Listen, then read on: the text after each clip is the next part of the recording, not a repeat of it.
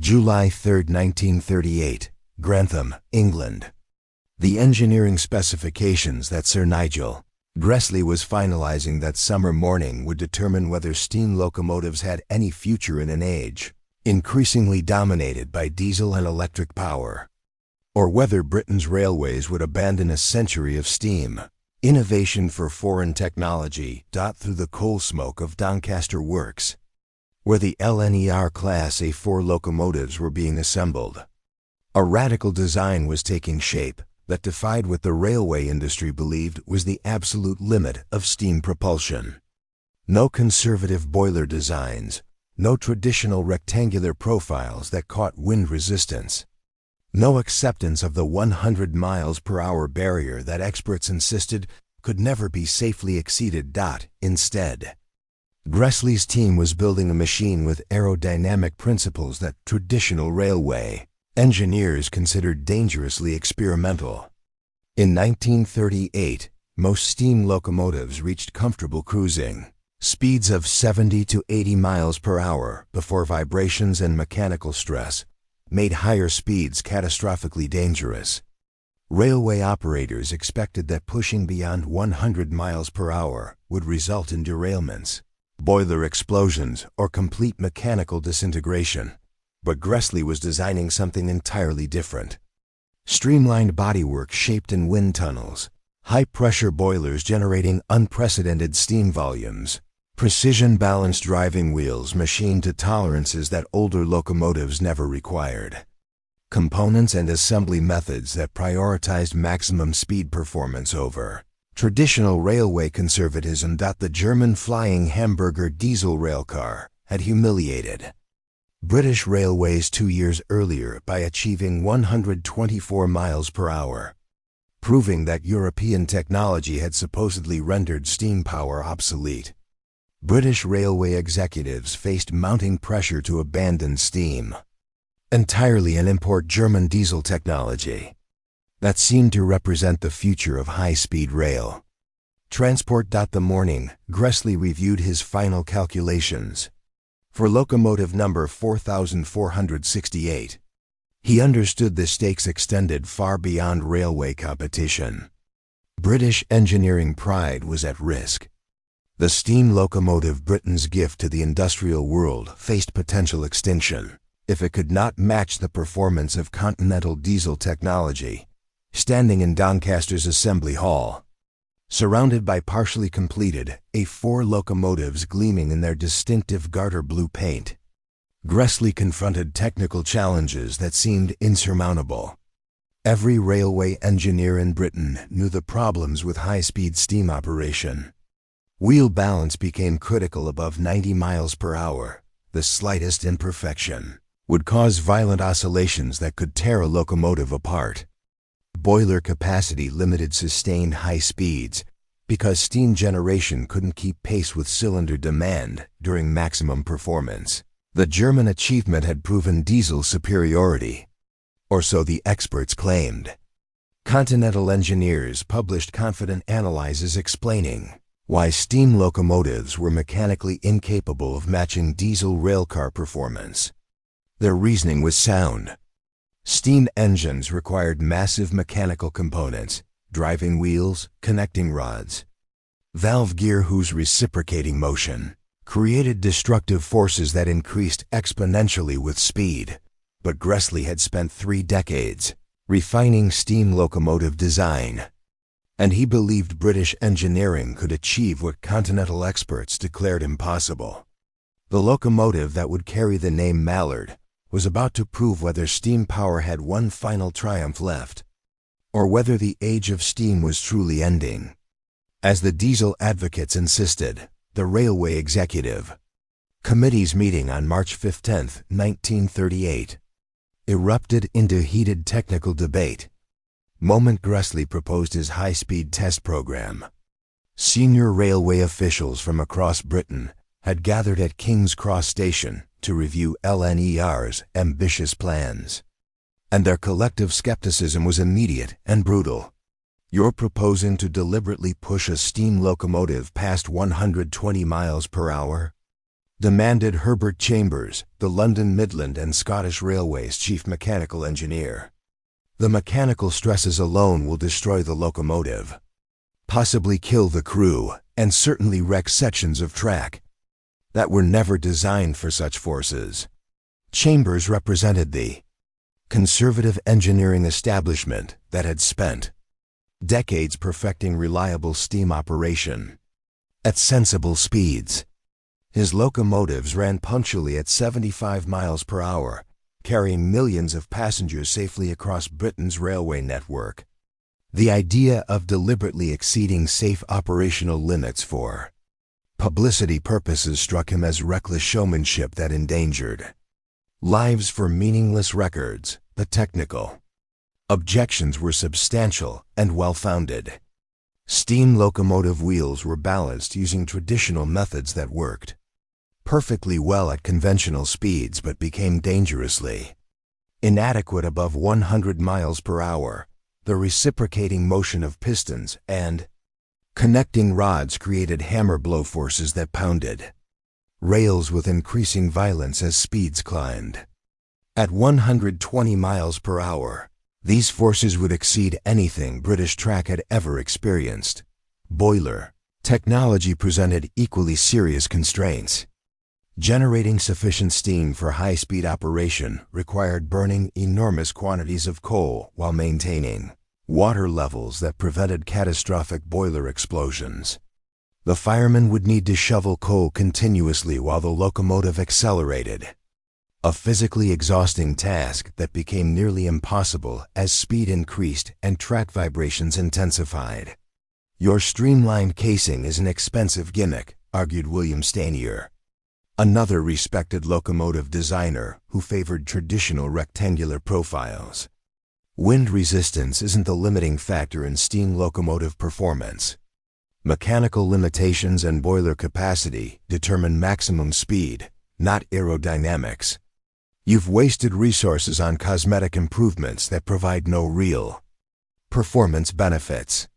Stanier's criticism reflected widespread industry belief that streamlining was merely aesthetic styling without functional purpose. American and German streamlined trains had generated publicity through dramatic appearance, but British engineers remained convinced that genuine performance improvements required better boilers, stronger frames, and more powerful cylinders that shaped bodywork. The foreign competition made Britain's situation more humiliating. Germany's diesel railcars achieved high speeds through electric motors that eliminated reciprocating mechanical components entirely. No wheel balance issues, no boiler limitations, no coal shoveling requirements. The technological comparison seemed to definitively prove steam's obsolescence. European railway journals published confident predictions that British steam locomotives would never match diesel performance. French engineers calculated that mechanical limitations made 120 miles per hour operation impossible for steam propulsion. German technical papers explained why reciprocating engines could not overcome the fundamental physics that favored electric motors for high speed transport. Gressley listened to the criticism with growing determination. His colleagues saw only problems and limitations. He saw engineering challenges that British ingenuity could solve through systematic application of aerodynamic science, precision manufacturing, and careful testing. Mallard would prove whether conservative caution or bold innovation represented the true spirit of British engineering. The innovations Gressley incorporated into the Mallard's design represented everything traditional railway engineering insisted was unnecessary extravagance, but each modification addressed specific technical limitations that prevented conventional locomotives from safely exceeding 100 miles per hour. The streamlined casing that critics dismissed as cosmetic styling was actually shaped through systematic wind tunnel testing at City University London. Aerodynamicists had measured air resistance patterns around traditional locomotive profiles. discovering that rectangular surfaces created massive drag forces that consumed enormous power at high speeds.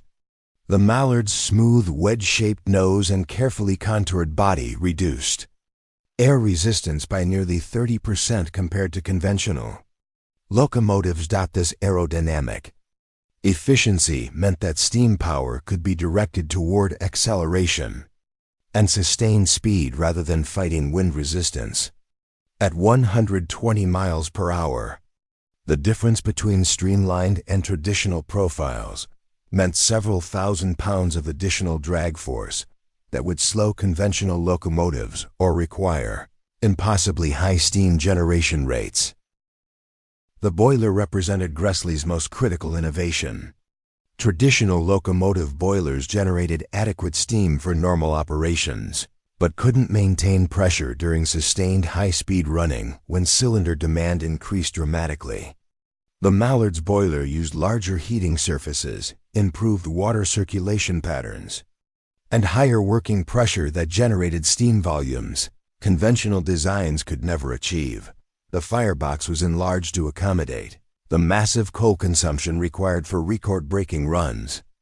During maximum performance, the firemen would need to shovel coal at rates approaching 1 ton per hour, a brutal physical demand that required exceptional strength and endurance. The mallard's firing arrangements were optimized to make this superhuman effort just barely possible. The double chimney exhaust system was Gressley's most controversial modification.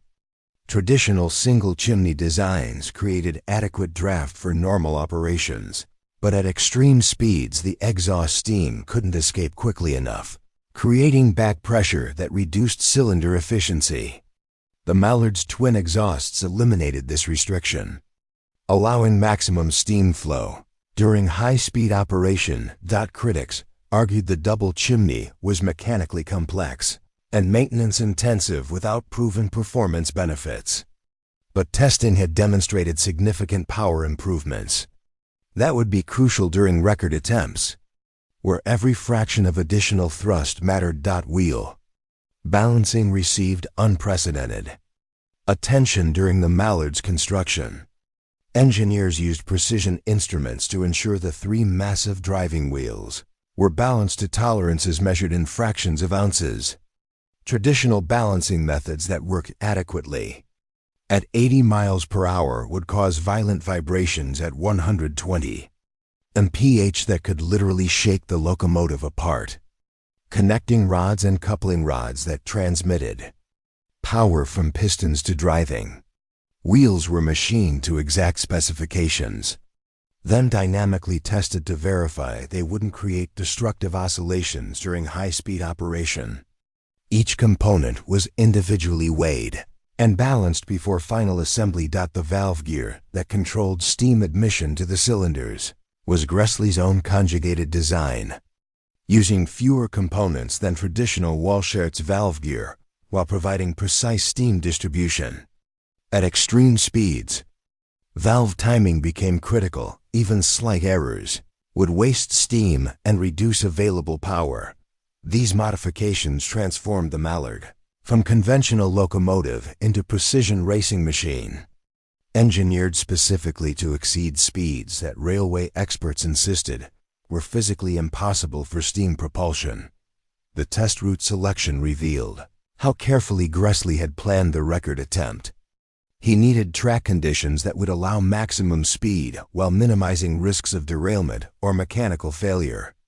The East Coast Main Line between Grantham and Peterborough offered ideal geography, a long descending gradient where gravity would assist acceleration while track condition was excellent from recent maintenance. Stoke Bank, just south of Grantham, provided 4 miles of continuous 1 in 200 downgrade, not steep enough to make the locomotive uncontrollable, but sufficient to help overcome air resistance and mechanical friction as speeds climbed past 100 miles per hour. Previous high-speed tests had used this same section, so track inspectors knew every rail joint and curve alignment. The London and Northeastern Railway closed the section to regular traffic on July 3, 1938, giving Gressley's team exclusive access for what newspapers were already calling the greatest speed trial in railway history. Timing equipment was positioned at strategic mileposts, using electrical contacts that would record the mallards passing with precision measured in hundredths of seconds. Weather conditions that morning were nearly perfect cool. Temperatures meant denser air for improved combustion, while calm winds eliminated crosswind forces that could affect high-speed stability. The locomotive stood at Barkston Junction, steam pressure building toward the 250 pounds per square inch that would be needed. For the record attempt, driver Joseph Duddington reviewed his instructions with quiet confidence born from 30 years of locomotive operation. He had driven A4 locomotives since their introduction, understanding their characteristics better than perhaps any other engineer on the LNER. His fireman, Thomas Bray, had shoveled coal through countless high-speed runs, building the exceptional physical conditioning required for sustained, maximum firing rates. The dynamometer car coupled behind the tender would measure every aspect of the run speed: steam pressure, drawbar pull, coal consumption, water usage. This wasn't merely a publicity stunt, but a scientific test that would generate data, proving or disproving Gressley's engineering theories about high-speed steam operation. Inspector Sam Jenkins, riding in the dynamometer car, would monitor the instruments and ensure safety protocols were followed. If mechanical problems developed or speeds became dangerously excessive, he had authority to order immediate shutdown. Regardless of record-breaking potential, the 6-coach train totaling 240 tons would provide sufficient load to test the locomotive's capabilities while remaining light enough to allow maximum acceleration. Each coach carried LNER officials, engineers, and journalists who would witness and document whatever happened during the next 30 minutes. At 4:15 p.m., Duddington opened the regulator and the mallard began rolling south from Barkston Junction. Steam pressure held steady at 250 psi. The double chimney exhaust created its distinctive, sharp bark as the locomotive accelerated through the initial miles of level track before Stoke Bank's descent began, passing through Grantham Station at 74 miles per hour. The mallard was running well within normal high-speed parameters, but as the gradient began and Duddington advanced the cutoff to maximum power, the locomotive's acceleration intensified, with violence that startled even experienced railway observers. The mallard's acceleration down Stoke Bank created forces that nobody aboard the train had previously experienced on a steam locomotive. By milepost 90, the speedometer showed 107 miles per hour, already exceeding the normal maximum speed limits for passenger service. Duddington kept the regulator wide open as Bray shoveled coal with desperate intensity, maintaining boiler pressure against the enormous steam demand. At 115 miles per hour, the vibrations intensified dramatically. The locomotive's 3 massive driving wheels were rotating 13 times per second, with pistons reciprocating so rapidly they became nearly invisible blurs. The connecting rods transmitted forces that would have destroyed conventional locomotives, but the mallard's precision balancing kept oscillations within acceptable limits despite the extreme speeds. Inspector Jenkins watched the dynamometer needles climb past every previous railway speed record: 118 miles per hour, 120 miles per hour.